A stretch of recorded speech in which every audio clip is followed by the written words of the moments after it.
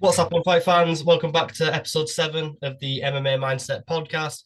Just want to say thank you for all the support on the previous episodes. I didn't really expect to be doing this well straight off the bat. I'm getting about 1,000 views in the last 3 weeks, which is much more than I thought I was ever going to get in the first couple of months. So thank you very much for that. But to mark obviously how pleased I am, I want to introduce the first official UFC guest I've ever had on the podcast, and I'm over the moon to be able to say it. I'm here with Melissa Dixon. Thank you very much for coming on, Melissa.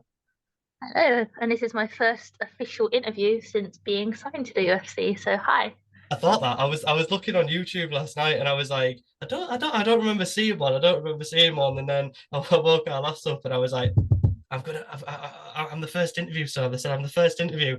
So no, thank you so much for coming on. I know we when we saw each other a couple of weeks ago, we said we were going to do this. So no, really pleased to have you on, and over the moon for kind of what's happened. And I just think there's not really many people that deserve it as much as you did. So yeah, just over the moon, and I can only see big things coming from this. Just straight into it. How does it feel to be able to say that you're now a UFC fighter? It doesn't. I got free UFC fight pass yesterday, and even that for me was like, oh, I get free UFC fight pass. Like wow. It's insane. Like very overwhelming. As I said, you're the first guy that I or person that I've officially podcast with, and it's not because of lack of interest. It's just I don't want to be answering the same questions over and over and over and over again, and listening to not only like previous stuff but like a little bit of James's stuff while sat in the room. You just have it a little bit different to everyone else, which I like. Um, but yeah, I don't, because I don't have a fight date nor an opponent yet. I don't think it's yet settled in. But it isn't slowing down either. Like the noise is just more and more, and every day is crazy. And I can only imagine when I first get my announcement to a set fight date and who I might be fighting, it's only going to get even more overwhelming. But it's pretty cool, but it's scary at the same time. Yeah, definitely. I want to kind of ask about that. How has it calmed down at all, or is it still going absolutely nuts for you? In regards to like messages and like random people messaging me to want to either support their product, support their um sort of, what do you call it, cause, um that sort of stuff has been more than I've ever experienced. Social media was quite crazy for a good 2 weeks. Now it's a little bit more chilled out. However, like when I post things now, it's a little bit more active.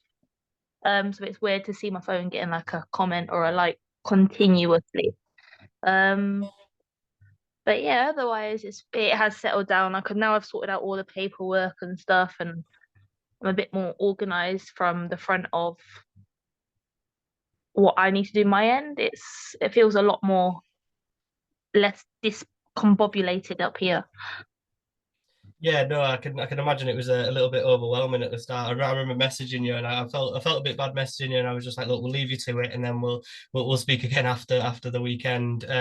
How does it feel to have like these websites like MMA Junkie and stuff like that writing articles about you? I bet that's amazing because you've had our like Combat Sports UK write articles about you, but seeing these massive well, not magazines but publications writing about you must be a bit weird for you.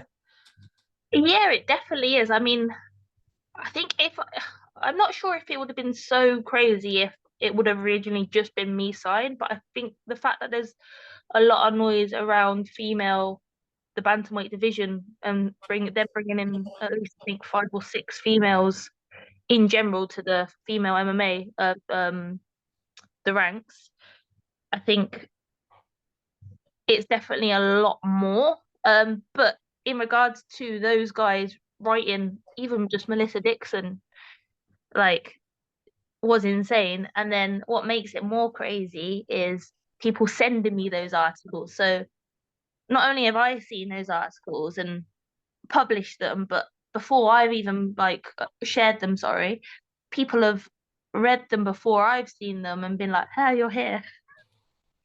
But yeah, it's mad to even Google my name, see more than just a random picture. It's like Melissa Dixon signs to the UFC, or like to see my record or what they expect from me, or like what I'm notorious for, which is like my knockout power. It's quite yeah, it is cool. It's very cool. Yeah, I've seen a lot of excitement about you because you've got that power and you've got that style. I've seen a lot of excitement on Twitter, on MMA Twitter, and I'm chiming in there with my bits and pieces, but I'm 100% biased, so I can't really say too much. I just want to go back to the bantamweight division in the UFC. Did you have any sort of inkling that Amanda Nunes was going to be retiring? Um, but to personally, like, no, like, but she is now with family, and she is an older fighter, and she's done what she needs to do. So in the aspect of like those ideas, yes, but it was more so James that put the inkling in my head, like, because Dana White doesn't want a 145 division anymore, and she's done at 135, like she's completed it, and it's gonna take years for people like myself to now catch up. So there's no one else for her. Um, so yeah, it makes sense, especially when James gave me sort of the idea that she was going to retire, and then she did it. It sort of, yeah, it made sense. Yeah, on that topic of Amanda Nunes, do you think that you could be maybe the one to become the next dominant champion in the bantamweight division? Because she's been so dominant ever since she got the belt, except apart from that Pena fight. But do you think that maybe it's time for an English woman to take that dominant crown? It would be a freaking dream, like just man, to even think about that is an insane idea. Like 100%, I'm going to be working for that long-term goal. However, female MMA is very, very different to the Amanda Nunes's generation. So Amanda Nunes's generation was very different to the Ronda Rousey generation. And now this generation that they're bringing in, even though I'm an older part, I guess the new, not generation, but new wave of females. That I'm not comparing them to males, but they fight more like males. They're more technical than females have ever been in MMA. And that is my opinion. Like I feel like I stand really well with a lot of men in my gym, in other gyms, when I go to other gyms around the country. I stand like not superior. I don't want to sound like a big head, but like I do.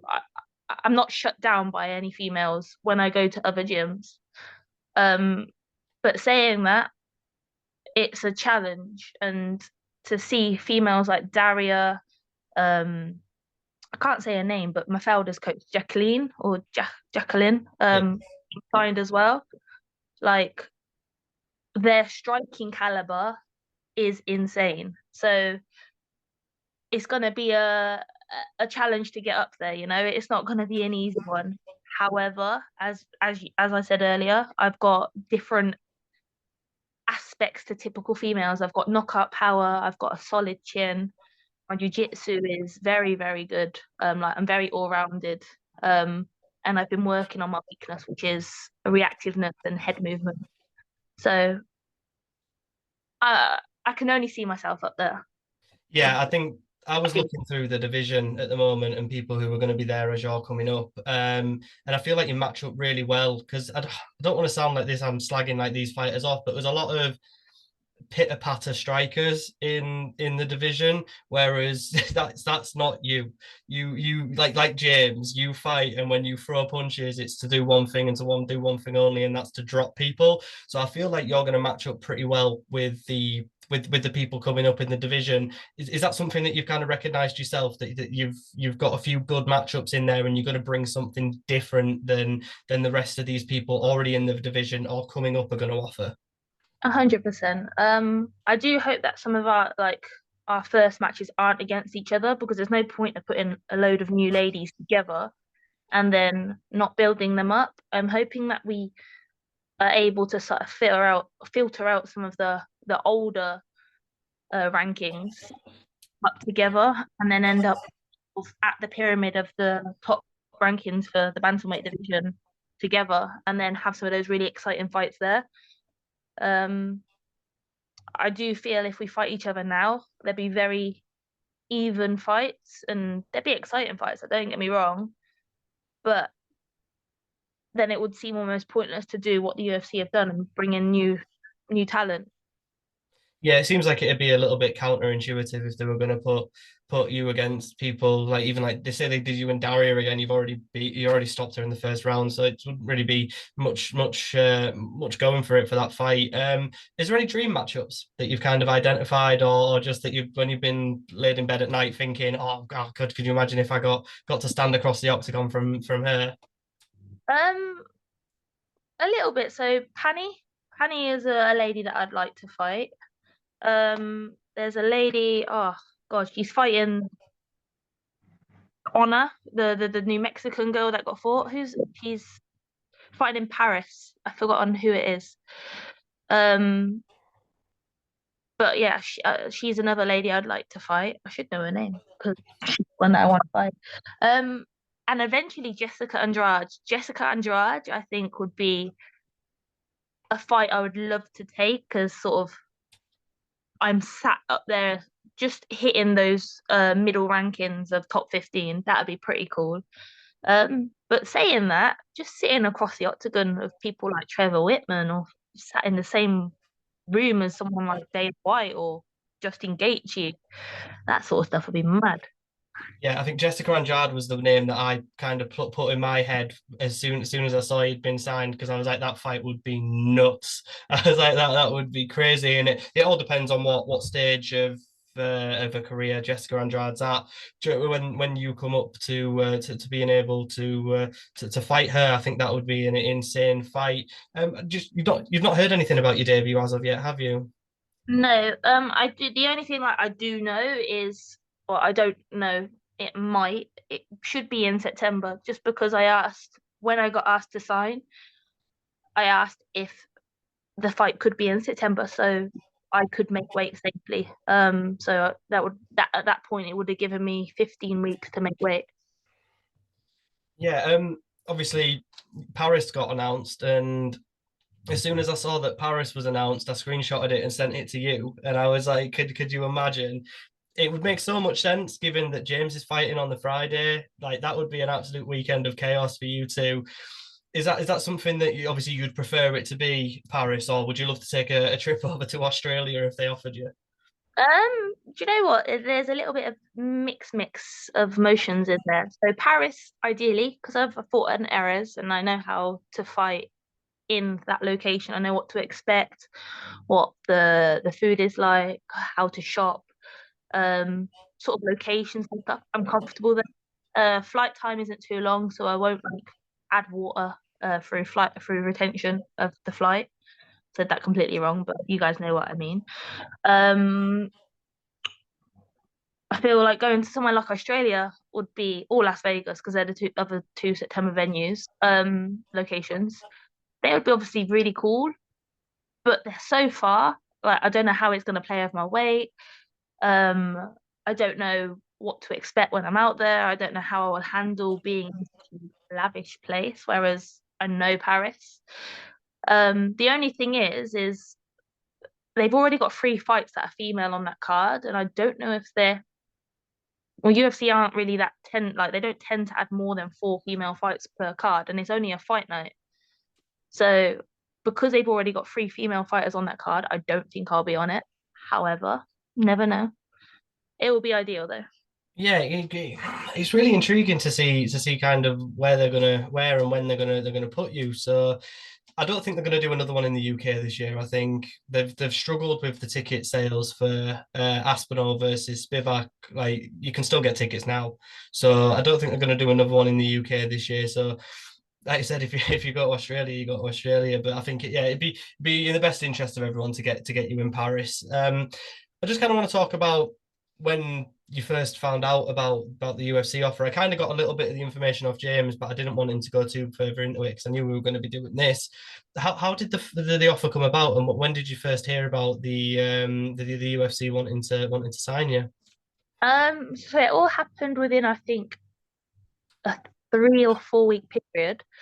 So basically, I got signed to a management company called Further Management under Maurice, and he didn't specify UFC, but he put it out there, and it was something that we would aim for in the future. If it be Dana White Contender Series, um, a few more fights as pro, then go to the UFC. Like there, it was just up in the air. And then I was 2 weeks later, I got a phone call, literally at like 10 p.m. at night after jujitsu, and he was like, "I've just got off the phone with Mick Maynard, and I think there's a huge potential of you going to the UFC. I'll find out in the next week or no, he said a week. It took 2 weeks. He left me hanging. I just thought it wasn't going to happen. Um, and I'll get back to you." And I literally put the phone down. I looked at like my head coach Raj, who's like the owner of the gym, and I just think I went, Raj, I think I might be going to the UFC. And then from there, it was just kind of like, am I going to the UFC? So it took 2 weeks from that phone call to actually find out I was going to the UFC. Then I was in my bed, and this was at 10 past 12 at night, and I was literally just about to put my phone down, and I get a WhatsApp call from Maurice, and he's like, "You're not going to be able to sleep now." And I was like, "Shut up." And he was like, "Yep, just had a email from Mick, and you're going to the UFC. You've got a 4 fight contract, and uh, like you're in." And I like out of bed, like weirdly, James sleeps on the sofa, but that'll be another story for a little bit later, maybe. um, woke James up. I was like, "James, I'm going to the UFC." He was like, "No way, no way." And then like Mick's still on the phone, and I was like, "Is he serious?" I couldn't believe it. I was like on I was like baby squatting, just like, "Is this actually happening?" And then no one would answer their phone because it's fucking 10 past 12 at night. I ended up ringing one of my teammates who I knew would be awake, Garon. And I was like, "Garon, I'm going to the UFC." I just had to get it out there. But then I couldn't announce it. I couldn't announce it until officially like the contract had been signed, which took another 2 weeks. And yeah, that's how I found out. Yeah, that must be insane because obviously they don't work on our time schedules either, so they're not going to tell you at like 6 o'clock at night when you've just started chilling and that. But moving on to like the next day after you'd heard about it, did you do anything differently when you went back to training, or did you just kind of take a moment to calm yourself down and just kind of kept doing the same things that you'd been doing? I had to kind of just keep myself calm because I couldn't tell anyone still. As I said, contract wasn't signed at that point. My training schedule's pretty intense anyway. I train more than James, probably not as intensely as James, but I train more than James. I train a lot, more than a lot of people within my gym, to be honest. I maybe overtrain sometimes. Um, so my schedule hasn't changed, and it didn't change at that point. I was just a lot more excited and motivated. The biggest thing that did change was straight away my diet. Um, even like more so mindset towards it, because before it was just like, am I going to the UFC? I'm just gonna start dieting just in case. And now I'm like full on it, like proper on it. I have one cheat meal in one day of the week. Yeah, no, like I said, I think that was one of the things you were most determined to get right was to get this weight cut boxed off, and sharp as it could be. So yeah, that's great to hear. Just kind of moving on to maybe a little bit of your career before the UFC. How much do you owe to not only yourself, not only to your coaches, but to these promotions that you fought for, especially stuff like Golden Ticket, to kind of giving you a platform to be able to showcase your skills, and they put on a really professional show as well. How much do you kind of owe to them guys for helping you along in your career? Yeah, so definitely if I like reverse it back a little bit, obviously I started as an amateur. I started on I what was Jimmy's show? Oh, fight. Hang on. I've got it here. I've got it here. Fight something. God, that's what Yeah. happens when you're in the state. It Just people. was. You fought on. Hang on. Okay. Fight UK Night of Champions. Yeah, so I was on that. Obviously, I got my first KO in like 40 seconds or something like that. 14 seconds. 14 seconds, okay. And then I went to ballerina. And my first fight was a unanimous decision to Ivana, who's also going to the UFC, who's fighting next week in Las Vegas. Um, but it could have gone anyway. I don't argue the decision. It would have been nice to have got the win, but like it was an amateur fight. And then I lost to Molly Lindsay, which was a very controversial loss. Like literally, as they called the name, I don't think she even believed because they mixed up the color of who won, but then called her name. So I don't know what happened. I don't know why she won. If anyone watches the fight, you'll see that she didn't win. And that's no offense to her. It's just not like my team were UFC standard. You know, Jimmy Warled was in the UFC at that point. James has been cornering and fighting for a long time. Like I shouldn't have lost that fight. Anyway, Battle Arena did me dirty. Then I fought in IMAFs. I enjoyed my time at IMAFs, but IMAFs haven't supported my career at all until I got my UFC sign in. So I'm not really bothered about IMAFs. But it is a good experience. So anyone that wants to do it, I suggest doing something like that. And then I got a few fights at Golden Ticket. Golden Ticket have always been very supportive in terms of trying to find me matches when it was at points my hardest point of fighting. No one wanted to fight me. Um, and then I went professional. This was after COVID because, again, I wanted to fight. And at that point, you could only fight as a professional or train as a professional because of the rules. So said. I went professional. Golden Ticket supported me in my professional career, which led to 3 wins through their show. I got to fight for the title with a really good matchup, Mafelda. I took 3 rounds on a unanimous decision, dominated her. Could have finished her at a few points, but she stayed very wiggly. And then obviously Ares then picked me up on a 2 notice from Golden Ticket, and I fought on Ares for 2 fights before getting picked up by the UFC.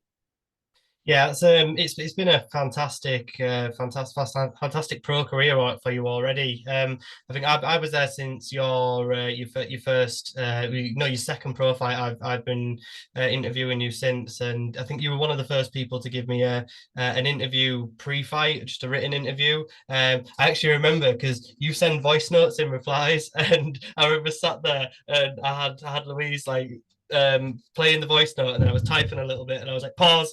And I was doing it like that. But no, it's been great to kind of see your progression. And I always told people after that Mafalda fight, I was like, it's only going to be a matter of time because that fight was nuts as well. And I know you're very critical of your performance basically every time you fight. I know you're a bit of a perfectionist, but it served you well, obviously. But yeah, it's been great, and I think Guy, who obviously owns Golden Ticket, I think he's really thankful of you and James, and he really appreciates you guys as people whenever I've spoke to him. So it's been a bit fantastic. But I think that leads us into our next section, which is the fighter origins. I think that leads us in quite well. So just the same question that I ask everyone: when did you first start your martial arts journey? In 2016, after I got back from the trip from Romania, where I was skiing.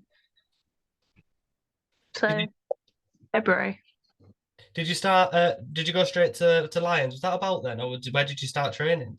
Straight to Lions. I walk past there about 5 or 6 times a day just because I live literally Lions gym, some part of a road, a corner, and then my house. I was living at my friend's house because I just split up with my ex. So I left his house and moved in with her for a bit. Non appreciative of the housemates, but it Yeah. happened. What was like your motivation or your influence to start training? Um, I just want to start something new. So you guys might have seen my breakdancing celebrations. Was my sport for a fairly long time. I danced. I picked my university because London had a very good dance scene. So I went to university in London, met my ex-partner.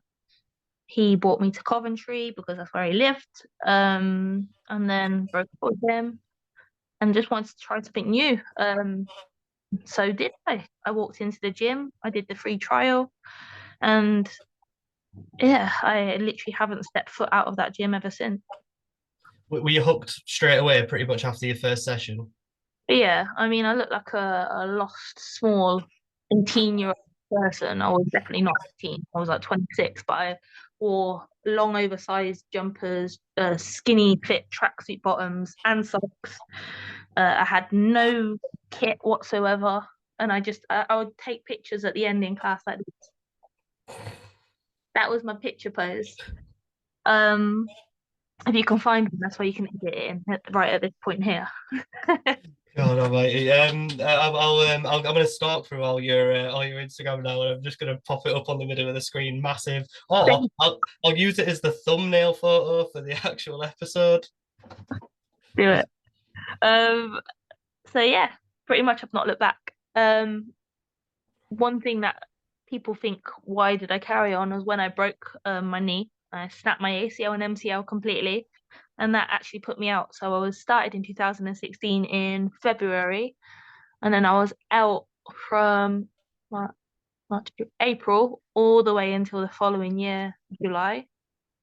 Um, so yeah, I just kept going to the gym and watching and trying to join in on sessions. And then my first session ever back was actually with a jiu-jitsu guy called Arya. We did a seminar in Nuneaton. And then yeah, ever since that point is where I've never stopped. Yeah. Did you ever see anything of like MMA, the UFC before you started training? Specifically like TV wise, no. Like WWE, but I was never into it. Um, Olympics, I think I might have seen probably karate or judo, but no, nothing. What did your family think? Because obviously, if you've gone to like dancing and stuff like that, and then you've been like, nah, I want to punch people in the face now. What did they think of the whole switch up in interest? So quite interestingly, I wouldn't say, oh, how do I say it without sounding a twat?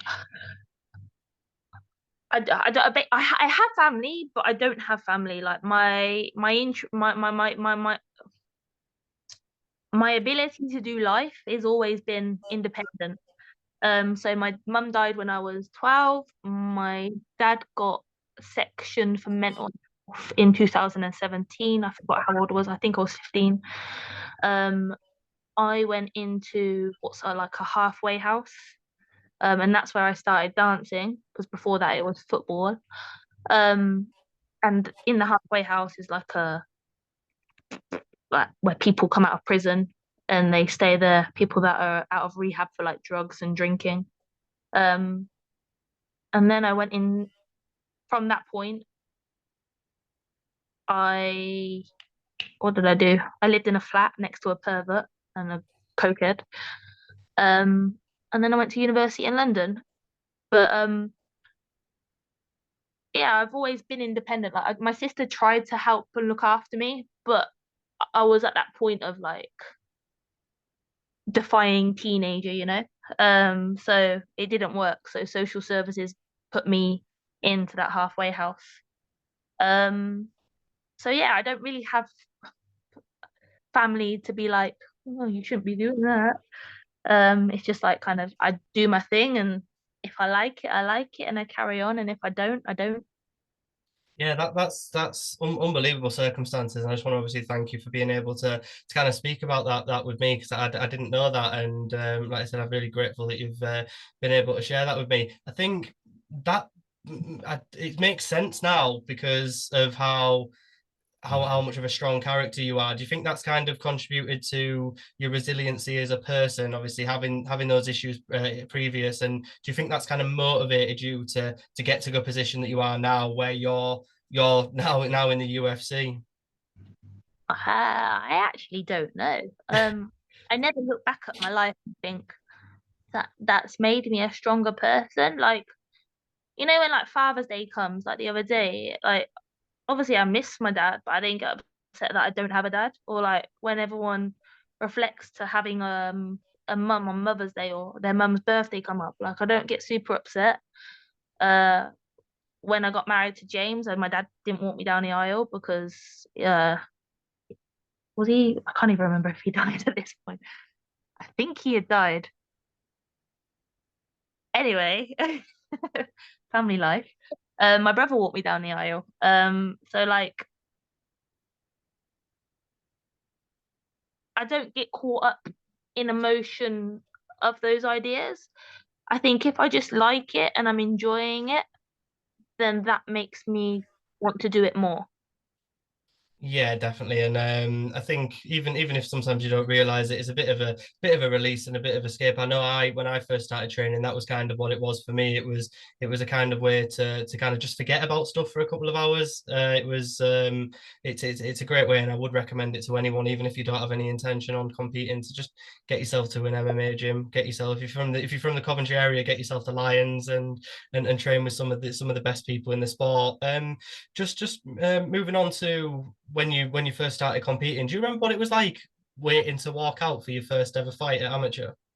Yeah, I do. I even remember the watching the lady, the one that holds up the cards, the Ringo, dancing to my music, and yeah, it was just the vibe. But I've had that feeling twice. No, yeah, twice now. The first time I ever fought, and then when I fought Alvarez for the first time, and I'm hoping it's going to be the same sort of feeling when I get to fight in the UFC because you don't have expectation. You have no idea what's going to happen.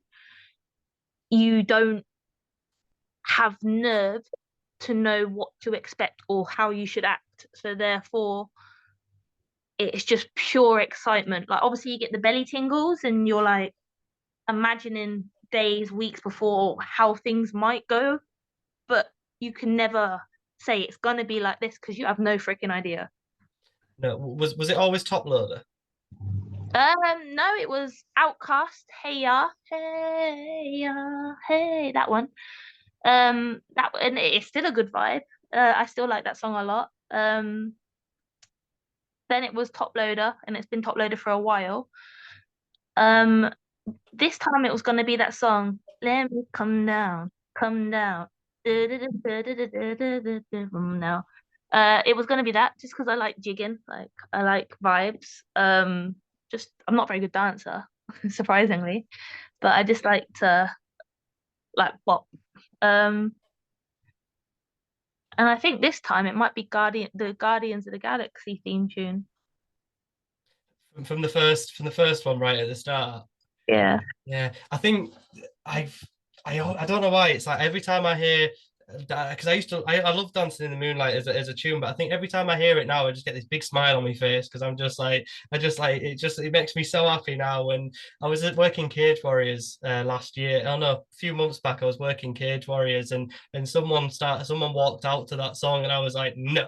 No. This is not your song. This is I was like, this is Melissa's song, and I took a video of it, and I was gonna send it to you, but no, that's it's just whatever song you come out to, I'm sure I'll bop to it. But just one thing that I'm gutted about is if you were fighting in Paris, is I'm in Amsterdam, so I wouldn't be able to come to that, and if you were fighting in Australia, I'm Paul, so I wouldn't be able to come to that either. But just moving on from your first fight, was there a bit of a different feeling going from your first amateur fight to going to your first pro fight?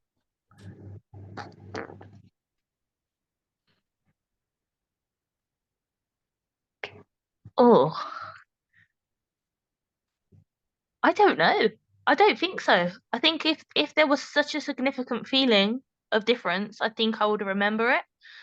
So I don't think so, no. I, I don't even know if I had pressure to win. I like fighting, and as long as I give an entertaining fight and I feel proud of my performance, then I don't give a crap about the loss.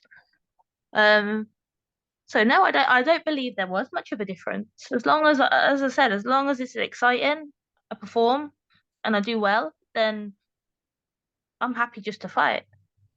Yeah, that's a great way to look at it. Who was in your corner for your first ever amateur fight? Who was your corner team? James, obviously, I think Jimmy up there. And Rag. That's a great corner team if you think about it, like especially for a first fight. I think I when I was speaking to James last week on the podcast, it's kind of he made me want to go back to training again and fly. There's I kind of looked at coming over to Lions, but I was just looking at feasibly. It's about an hour and a bit away each time, and I was like, I can't really do that. But Jimmy Wallhead has opened, moved to Loughborough H1, HW1, and that's 15 minutes away from me. So I think I'm going to go back and train with Jimmy. So Do it. He is one of the most wonderful people you've ever met and got to know in your life. Like, if you have the opportunity to just speak to him for 5 minutes, he is so cool. He's a vibe, he's lovely. He plays the shittest music in the world, but he is generally one of the best people I've ever met and been coached by. yeah, I was at his interim title fight at Cage Warriors against Figlak when he won the belt, and that was such a great moment. I've watched Jimmy since I was about 13, and he was fighting on he was fighting like Bama shows and like Caged UK and stuff like that. I was watching him ever since then, and he's an absolute inspiration. And I got to interview him after that fight, and he was really emotional, and it was a great interview. So it's always someone that I've wanted to kind of learn from. But obviously, I'll come over to you guys whenever I can and get some training in with you guys. But Okay. no, it's a like I said, you've had a fantastic career leading up to this point. Just want to talk about the Aris gig a little bit just before I move on to just some daft stuff. Did you kind of know that this was your lead into the UFC when you signed for Aris, with it being on Fight Pass and being on a European level show? I didn't know, but I would have liked of it to been. Um, Obviously it has now progressed to that, but like as I said, I like to fight, and when they offered me the 2 week notice to fight, obviously I couldn't make bantamweight, but I said yes to featherweight. Um, but originally, no, I didn't have any inkling. I just wanted it to happen. I think it became a little bit more like this actually could be a reality when I beat Daria, because obviously she was 7-0 at the time. I took her to 7-1. She's now 8-1. And it was rumored that she was going to the UFC before my fight. And if she won my fight, then she would have gone to the UFC.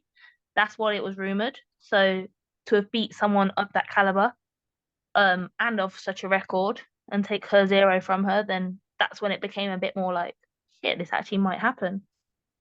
So yeah.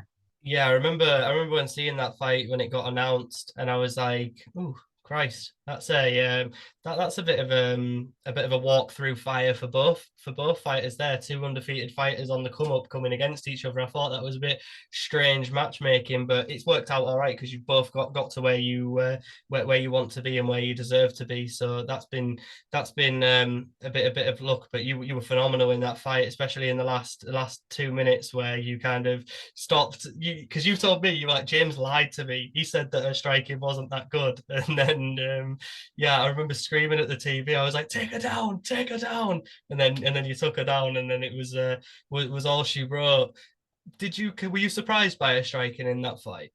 Oh, 100%. I mean, I expected my striking to be a bit better. But dude, she hit like a train. Just they were unseen shots and they were so long. Like her span of her arm was ridiculous. And although I didn't get to come across as a striker in that fight, like I definitely gave a little bit of like a ding dong, and I wanted to stand a little bit more and actually exchange.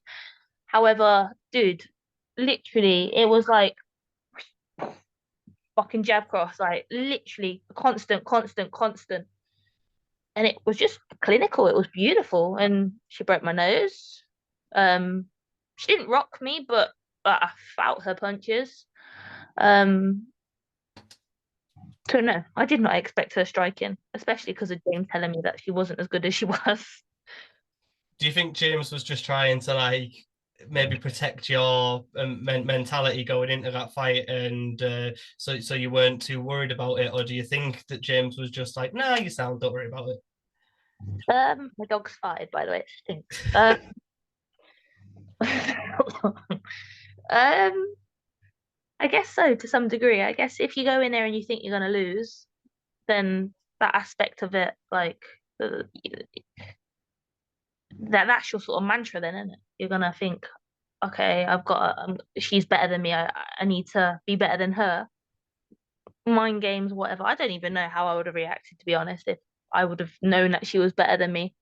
Um, but yeah, as soon as she punched me, I knew that she was better than me. So, I just needed to do something different, and fortunately, that's what happened. But yeah, James, I think that James definitely tried to protect me, in the sense of my mindset and my preparation going into the fight. Um, so much so that when I shook her hands at the weigh-ins, the official weigh-ins, I was like, yeah, I'm gonna beat this bitch up. It felt so fragile in that handshake. And then she punched me, and that I take my words back. So yeah. Yeah, but we you got there in the end, and it was a wild finish. Just before we move on to the little would you rather's and the end section, do you have like a favorite fighter now, like a favorite fighter that you look up to and that you kind of want to model yourself on, or just someone who kind of inspires you to be a bit more like them? Not necessarily. I mean, I like just not Justin Gaethje. I like Justin Gaethje. I like Rose Namajunas. I like Trevor Whitman's style of coaching. And that's literally just because James loves Trevor Whitman. And in turn, a lot of his sort of coaching style evolves around how he's influenced by Trevor Whitman. Um, I definitely like to think I would be a more technical Amanda Nunes. Um,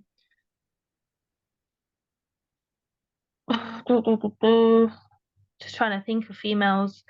Like Rose Namajunas has got beautiful striking. Imagine if you put Rose, if you put Rose and yeah, I am saying that correct. If you put Rose and Nunes together and made like a love child of them, and then potentially interjected a bit of Khabib, maybe. Yeah, Yeah, weird love. your wrestling's nuts. Like I'd I always think that. say if I could do that, give me a year, and if a love child was like 18 to 27 years old, I would be that love child. That's a weird look in my head there. It's all up here. Yeah. I kind of want to speak about that actually. Your wrestling's mad, you know. Like your strength in the grappling situations is mad. Not really seen people wilt under the strength as much as I have with you. That must set you apart from a lot of these fighters, just how strong you are. Yeah, I like to believe that. I mean, I've always had that thought in my mind since IMAFs. I actually came backstage after my fight, and the Russians were all like, "You fight like a Russian." Um, I would say my grappling is my strongest game. I would like to say that my favorite style is striking, but what I've learned to understand is MMA hasn't got to be a perfect clinic, has it? It's a messy game, and it's whatever works for you. And fortunately, I've got a very strong wrestle. I've got a good hustle, and I've got like just a go, like a switch. It doesn't switch off. Um, I've got great wrestling coaches on board. James's caliber of understanding grappling and simple techniques is phenomenal. And I'm now working with Kamakura from ASW, so it's only going to get better. Yeah, definitely. Like I said, you've got such a great pedigree, and now you're in the UFC. I think even though necessarily the places that you train might not change, I think the level of caliber of maybe sparring partners that you could get is going to go up. So you're just going to keep getting better. Just something that you touched on earlier on that I'm nosy now because you mentioned it, and my mum and her fella, they sleep in separate rooms. My best mate and his partner, they sleep in separate rooms, and they're all snoring related. So, why does James sleep on the sofa? Uh, he's been just diagnosed with sleep apnea. He's waiting for his vein mask to come, and help him sleep better. If you don't know what sleep apnea is, basically you wake up in the night because of stopping breathing. I'm a light sleeper, and basically what was happening in bed is this is me, this is James. James would go, and my dog is synchronized snoring with him, so it made it even worse. So this one would go, and then the little puppy down here, and then I would get no rest. So I would make James turn on his side. That's his side. And that would have woken him up, which is also I'm awake now. And then he would go back on his back, and then I'd wake him up again. And I've just got this little thing called Whoop, and it basically makes you understand your sleep and how it helps recovery. And everyone obviously understands sleep helps recovery. And as two full-time athletes working full-time jobs as well, like I'm waking him up and he's waking me up. None of us are recovering. None of us are going to be the best self that we can be. So he went through diagnosis of sleep apnea, which is so far took 2 years, but he hasn't been sleeping on the sofa for 2 years, don't worry. But he's currently sleeping on the sofa just so he can have a better night's sleep and I can have a better night's sleep. And unfortunately, that's the sacrifice or one of the sacrifices that we've had to make within a relationship, just so we can excel in life. Yeah, exactly. And I think it's fair enough. And I know what you know. With sleep, I need sleep. I need 8 hours. If I don't have 8 hours, I'm grumpy. I'm a useless. And yeah, I completely get that. Just kind of moving away from the gym. And I follow you and James on social media, so I see a lot of stuff you do. I know you've got the pooches, and they're kind of a lot of your life is the dogs. What do you kind of like to get up to when you're not training? Get fat. No, that's not a joke. We do. We like to eat. Um, we're actually quite what's it called when you're like non-socialites and hurt like hibernate in your house. Sociopaths. James is definitely a sociopath. No, so James is quite like task orientated. He does daily to-do list. And Sundays and rest days tend to be like where he goes through that list and he likes to clean, he likes to make sure his house is in order, likes to make sure his plans are all set and done. And then I've got my tasks and stuff to do during those days. Um, if we're not eating out, we plan to do like fun activities. So next week we're going to Thought Park because we like to do fun things. The week after we're going to be zookeepers for a day. Um, then what else have we got? Oh, my birthday's in July, so we're going to one of those inflatable aqua parks. Um, so they're like kind of our activities. We did ring make. I haven't got my ring on, but we went ring making a few weeks ago, and we made my rings got stolen on a holiday to Greece that we went. Everything got stolen, but including my rings. So we booked a ring making experience. So yeah, they're kind of our activities. We like each other's company, and we occasionally like the company of others. But not too much. Like we don't like our lives or our privacy invaded too much. Yeah, I understand that.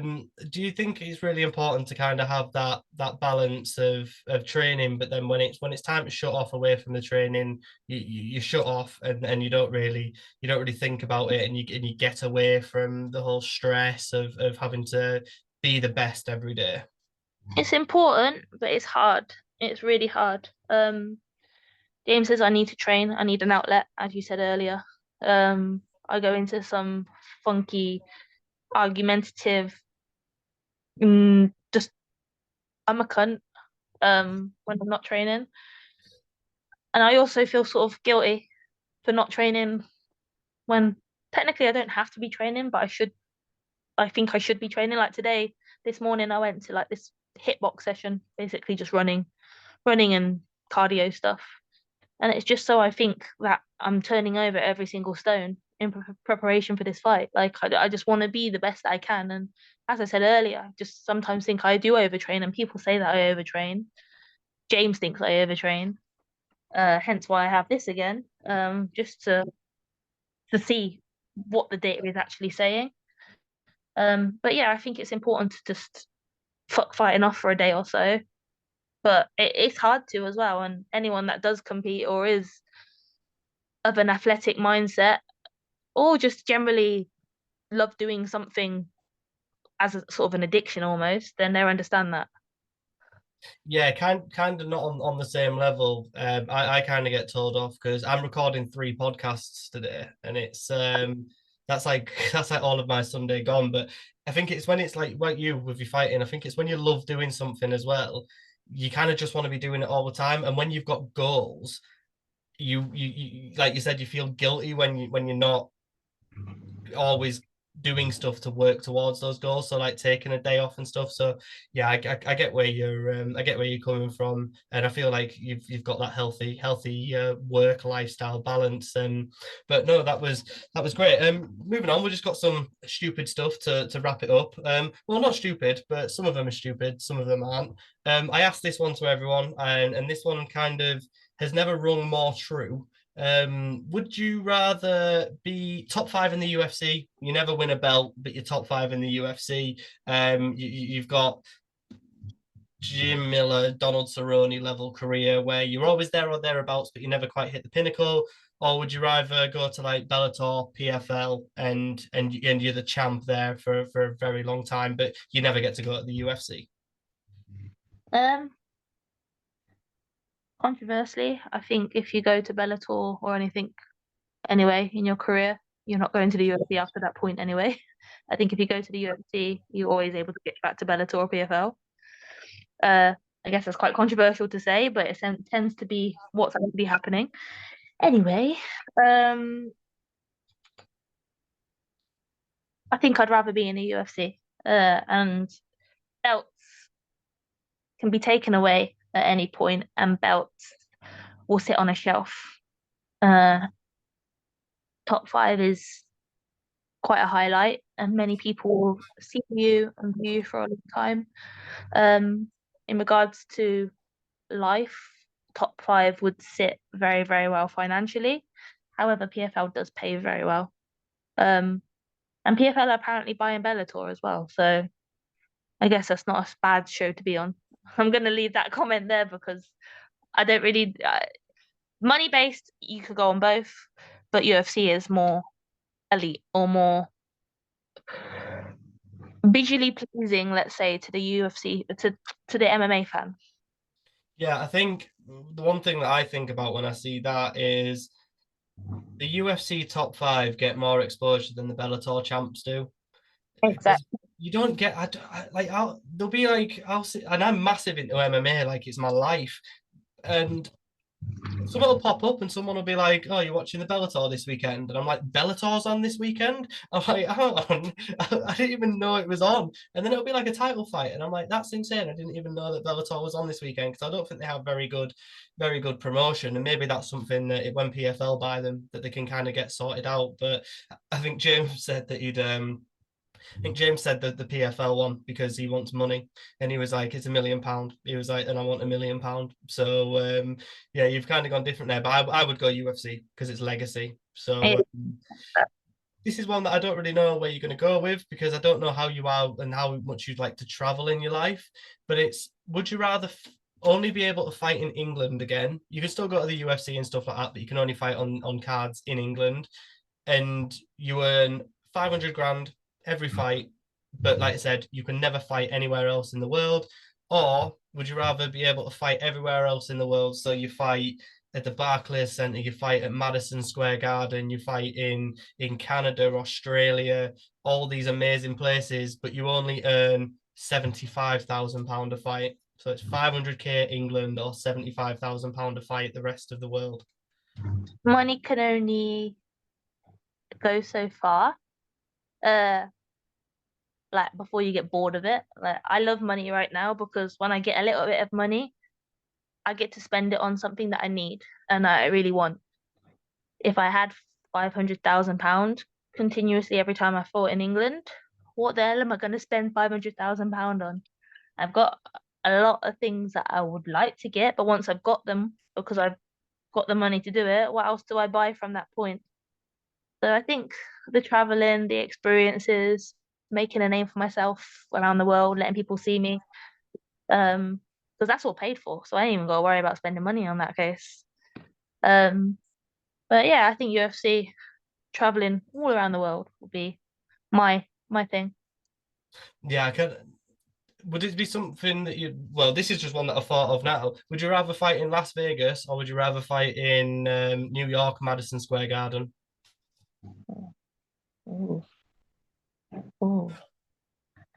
Depends where the food spots are better. I think Las Vegas has less food, like phenomenal places. I think New York would be more like bagels and pastries and donuts. I think New York. Yeah, you got like original Chicago town pizzas and stuff like that as well. And yeah, oh God, I'm hungry. I've not actually eaten today. I've been doing intermittent fasting, and then I do it from 12. So I had podcast with you at 12, so it's gone an extra hour. As soon as we get off here, I'm gonna go scran some food. Uh, Such a normal word. what is scran? Yeah. Oh, where are you? Where were you actually born? Oxford, but not the posh part. Yeah, I think people just associate Oxford with the university and think that that it's really posh. But I've met a few people from Oxford, and they're like, "No, it's not." Yeah. Go to Blackbird Leeds. It's not posh. No, and then just the last one. This one's just daft. Before I word this question, do you drive? I do, and I Yeah, passed the test the first time, and James passes the second time, just to put that out there. you just really wanted to. Do you say that every single time someone asks you if you drive? Yes, because he's a better driver than me. Oh God. So would you rather fight a chicken every time you want to get into your car, or fight a chimpanzee once a year? Every time that I want to get to my car. Yeah, you got to fight a chicken to the death. But does that mean I only get in my car once a year because I only fight a chimpanzee once a year? Oh no, you can get in your car all the time, but you've got to fight a chimpanzee once a year. I like chimps, they're clever. Um, and I eat chicken. I don't eat chimps, so I guess I would fight a chicken as long as like it was like I killed it like sanely, Humanely. sanely, humanely. I don't know if killing a chicken is the same thing to do, to be honest. Um, and then I got to eat it in a barbecue or like a smoker. That would be good. I think the chicken, I'd kill a chicken. Was it kill or fight? Yeah, but how many? You've got to fight it. How many times do you go to get in the car every day? I got dogs that eat raw, so that's chilling for me. Yeah, true. You've got unit dogs as well. Like you've got how many dogs have you got now? Free. I'll get them all out. Ready? Hunter, come here, quick. Hunter, come here.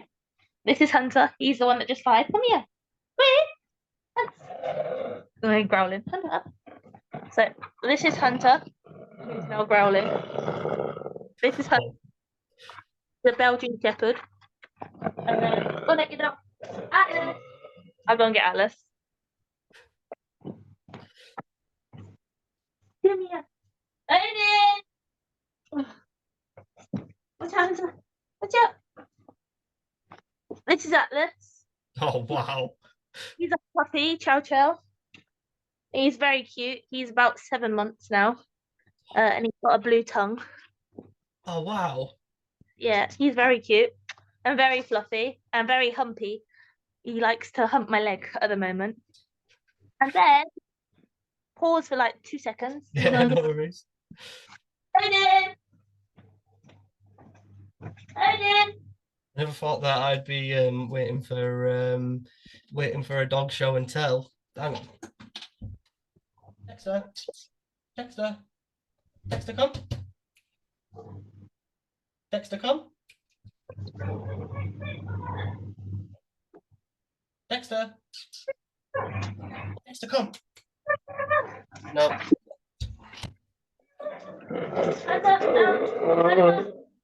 Down. Up. And this is Odin. He's like making him get on the sofa. He's knackered. I just made him go up the stairs. Odin, sit. Odin, sit. Come here. Sit. There we go. This is Odin. Hi, Odin. And he is a Chow Pei. Oh, these are great. Man, he made me tired. I try to call my dog, but I never thought we'd be doing dog show and tell, but I can see my dog. You know when you just kind of forget that you're doing a podcast for a little bit, and it's just like, yeah, sound. People could just look into this. People can just watch this. It's fine. Dexter. Hey, people like this stuff. Dexter. Oh my god. Wait, 1 sec. I'm causing absolute havoc here now. This is the dog, by the way, that synchronized snores with James. I can imagine that dog can rattle them out as well. Dexter. Hi, little Bobby. He's very cute. Yeah, he's all right. He's a little one, and then he's had his. I think you can see the cat there. He's had his bed stolen by the cat. But I think, hang on, I need to get all this set back up again now. Oh, we've had a mare here. Odin's blue as well. Oh, bless him. Oh, wow. I don't know. I think Sharpies have blue tongue, but yeah, it's the foo of the dog. So said from back in the day, it was meant to scare like demonic creatures away from humans and whatnot. No, I've had a great time. I love looking at dogs. I've had a fantastic time. So thank you very much for showing me your animals, and thank you very much for spending this time with me, and thanks for giving me the first podcast since you've gone to the UFC as well. I think that's been that kind of one of the highlights of mine. I think I'll look back on this in a few years' time and be like, yeah, that was class. But no, like I said, thank you, and I can't wait to see how you're gonna progress and how your UFC career is gonna go. Because like I said, it's gonna be something that I think is gonna shock a lot of people with your style and your and your ability. But no, thank you very much for coming on, Melissa. It's been an absolute pleasure as always. Thank you for having me. I really appreciate it, and I'm very grateful to be on a unique podcast, not a cliche podcast. Yeah, I know I can chat rubbish better than anyone, so it's all right. I think it's quite good that way. But no, I'll let you get off. I'll let you get back to all of your dogs, and like I said, I'm sure we'll speak in the coming weeks. And I'm gonna edit this, pop this out Sunday night. So tonight, this is gonna go up at about 6:30 after I've had my tea. But no, once again, just thank you very much for doing this with me today, Melissa. There is a northern thing. Tea. I have my tea. Do you call it dinner? Yes. But Coventry have got loads of weird things. All ice pop tops, 4 rolls, gambols.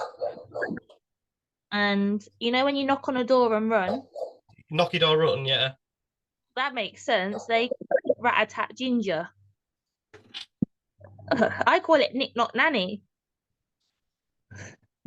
That's how I know you're Northern, because we've got a friend who was like, what do you call it? It was like knock door run. It is knock door run.